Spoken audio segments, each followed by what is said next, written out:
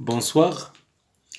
À la suite de la correction de l'examen 2019, qu'on a déjà traité l'exercice concernant la première partie. Dans cette séance, on va traiter la première partie de la mécanique. Donc, on va lire l'exercice.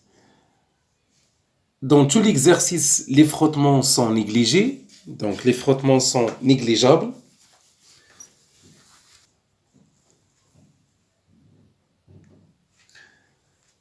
Donc, dans tout l'exercice, les frottements sont négligés et l'étude du mouvement du centre d'inertie est réalisée dans un référentiel terrestre considéré comme galiléen.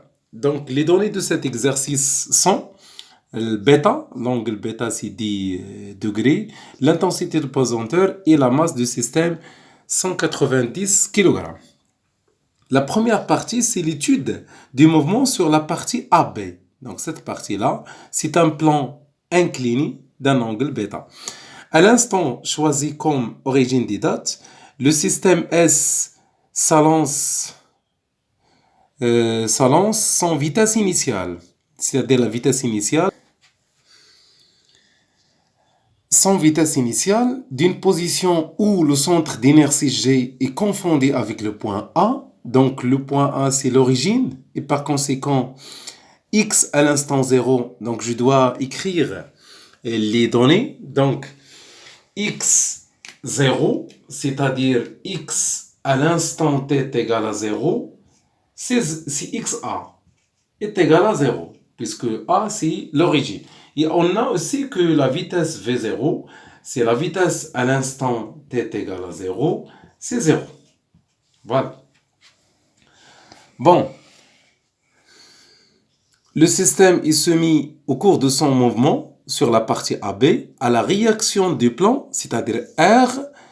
Donc je dois, je m'excuse, donc je dois schématiser cette force puisque le frottement sont négligeables. Donc la réaction du plan sera perpendiculaire. Donc R, voilà R. Et le poids, donc le poids perpendiculaire à la Terre, voilà la surface de la Terre, voilà P.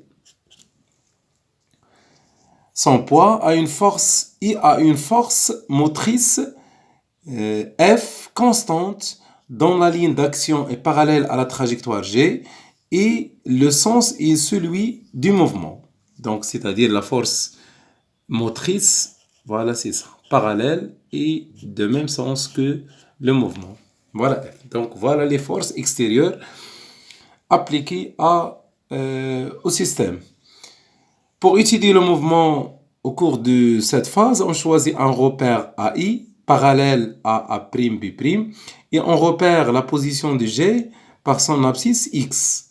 La première question, en appliquant la deuxième loi de Newton, montrer que l'expression de l'accélération à G du mouvement s'écrit sous cette forme-là. Donc, appliquons la deuxième loi de Newton. Donc, dans un référentiel terrestre, c'est posé galiléen,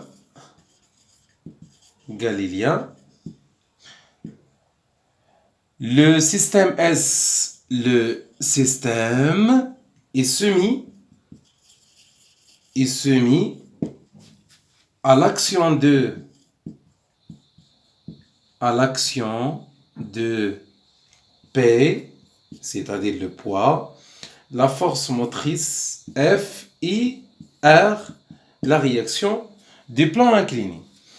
Et par conséquent, la somme des forces extérieures est égale à M fois AG.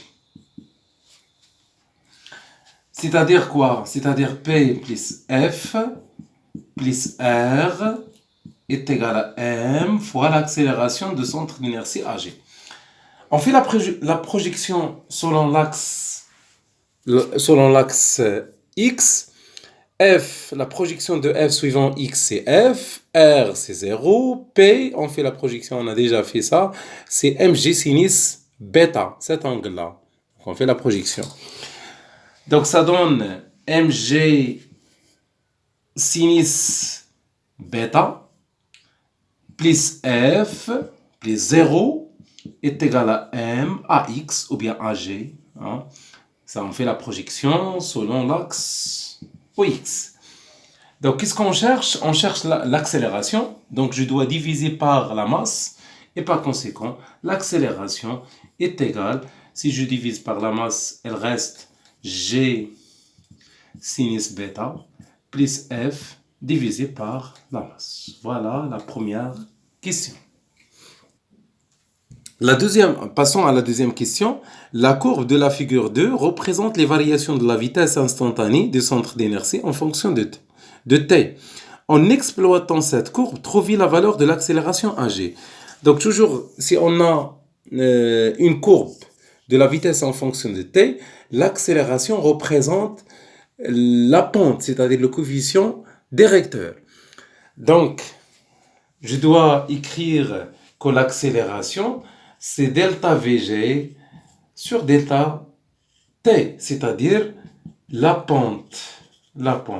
Donc, on va prendre deux points. Donc, celui-là. Donc, le point A, c'est 0, 0.